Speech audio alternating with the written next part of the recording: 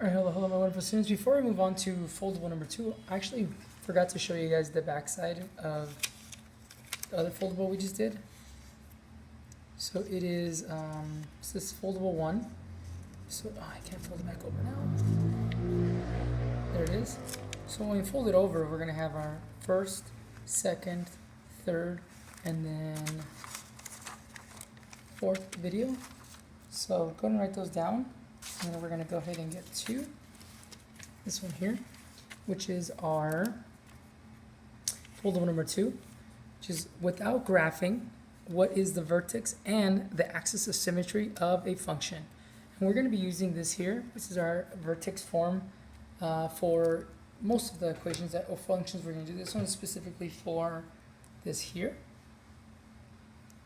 So let's go ahead and get started. So our first one, let me zoom in a little bit. Right there. And if you can see here, we have our AOS, or our axis of symmetry. I just put axis of symmetry once, and then we know that's the axis of symmetry for the next videos. And then we have our H, and then our HK for our vertex. All right. So the first thing we're going to do is we're going to go ahead and write our the equation that we were using. So that's our y is equal to A times X minus H squared plus K. So for this one it's squared because we're doing quadratics, but according to what you're going to be using, it could change. So it could be an absolute value here instead, or pretty much most of the functions. All right. So let's go ahead and get started. So what do we need to find? We need to find our vertex. So our vertex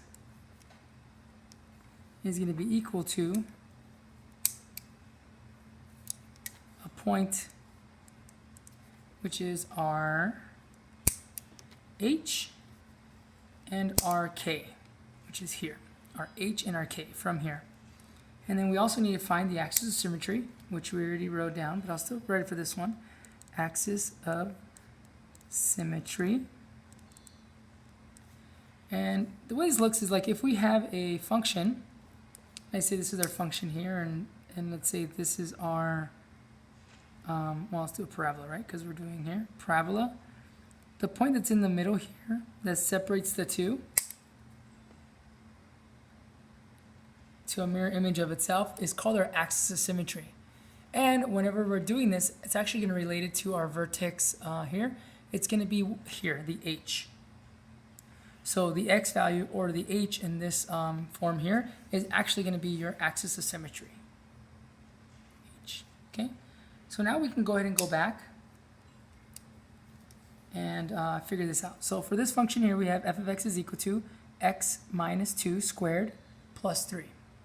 So let's go ahead and rewrite this here, or not rewrite it, but go ahead and figure it out from here. So we have, this is our negative h, so our h is equal to negative 2, because we have the negative here and then the negative here. So the negative from this one, negative 2.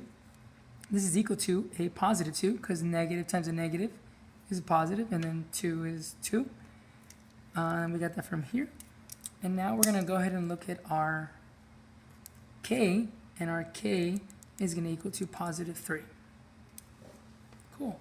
So now we have our vertex and we have our axis of symmetry. So we're going to go ahead and write our conclusion.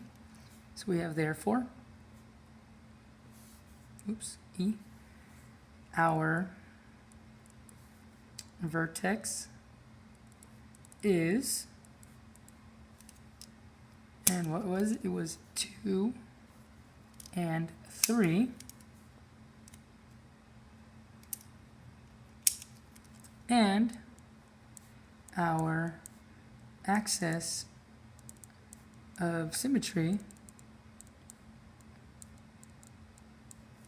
is, and remember, it's according to what our H was, and our H is 2, so is 2.